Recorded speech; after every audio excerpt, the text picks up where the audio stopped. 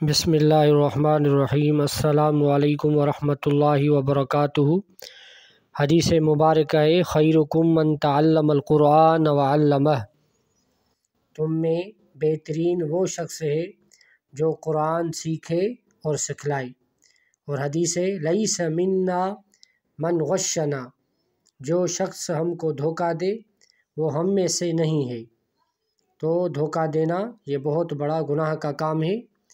اور اسی طرح حدیث مبارکہ ہے المرء مع من احب، آدمی کا حشر اس کے ساتھ ہوگا جس سے اس کو محبت ہوگی۔